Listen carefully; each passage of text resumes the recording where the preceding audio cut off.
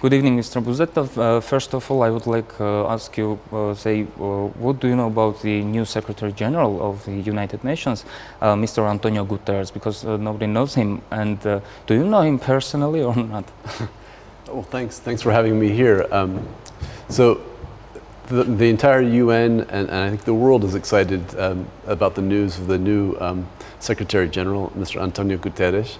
A little bit about him. So he was, of course, Prime Minister in Portugal, and I think he will be the first ever Secretary General who's actually previously a head of state, so brings that important gravitas. But he also served for 10 years as the head of the UN Refugee Agency, so the UNHCR. So he knows very well the inside of the UN and also the outside of the UN, and he's very much a humanitarian, and he campaigned for this job on a platform of reforming the UN. I think there's a realization that the UN is too big and sometimes too slow to react to emergencies and to the new challenges of the world. So I think he'll be very much reform-minded, but he's also a strong humanitarian, very charismatic leader. I have not met him personally. People on the UN team here have met him and very much have been impressed, of course. But there's an interesting Armenian connection with the new Secretary General. Yes, he is the chairperson for the Gulbenkian Association, as I understand. That's right. He's on the board of the Gulbenkian Foundation, which is an important Armenian diaspora organization supporting Armenian interest here and then outside. So it's an exciting time, I think. So, what do you think? Is it possible to say that the appointment of this person we can connect with the Syrian crisis, because he's he's expert in refugee problems, and Syria is first of all for the UN the global challenge, the heaviest challenge. And in this aspect, what do you think? Is there any connection or not? I think that there is likely a strong connection. I mean, he knows the Syrian crisis more than anyone, and he again has promised that he'll continue to make the peaceful settlement of the conflict in Syria his number one priority. And as you said, it's really at the top of the world agenda and of course the UN agenda. And what is the sort of work the UN's doing there? It's life-saving work. It's bringing food and medicine to the displaced. It's playing a broker role. My former boss, Staffan de Mistura, is the UN. It's the Secretary General Special Envoy trying to broker a peace between all the various conflicting parties, and of course, the numbers are staggering. I think 6 million people displaced within Syria and some 5 million outside of Syria, and the conflict has had consequences even for Armenia. Some 20,000. More or less refugees, displaced people from Syria have come to Armenia. Many of them have stayed here. And if you think about those numbers, they might sound small given the overall crisis, but in terms of the per capita numbers, Armenia has the third place in Europe. That's right, maybe even the second. So it's the second even. Yes. Sure. And what the UN does in Armenia in this aspect? What you can offer for the, I don't know, Armenian government or some NGOs to help these people in Armenia? That's a good question. When the first wave of refugees came a couple of years ago, the focus was really on sort of emergency assistance, so providing them cash to buy food, sometimes providing food itself, providing subsidies for rents. Now the focus is more on how to job skills, how to ensure that these people, sometimes language skills, how to make sure they're integrated into society here. Trying to find more permanent housing solutions, because on the one hand, it's been an interesting positive for Armenia, I think, and for society here, because a lot of these people are highly educated. They speak different languages. Very entrepreneurial, so many of them have set up businesses right away, but on the other hand, many of them do need assistance and special help. Another role the UN's been playing too is to help support the government in coordinating the sort of overall efforts, but sort of behind the scenes, but supporting the government, the Ministry of Diaspora in particular, to coordinate all of this. Okay, this year the 2030 Agenda for Sustainable Development came into force.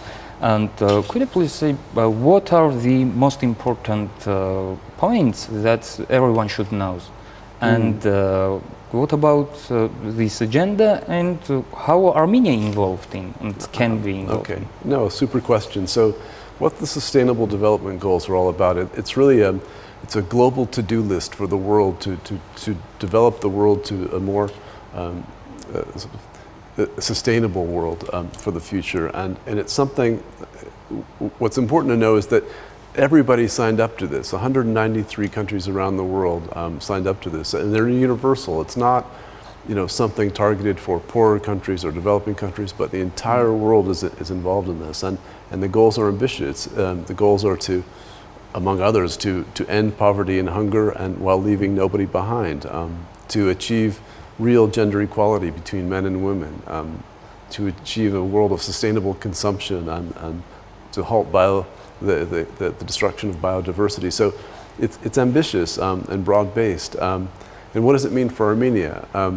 I think it provides sort of more momentum for Armenia to achieve its own development goals.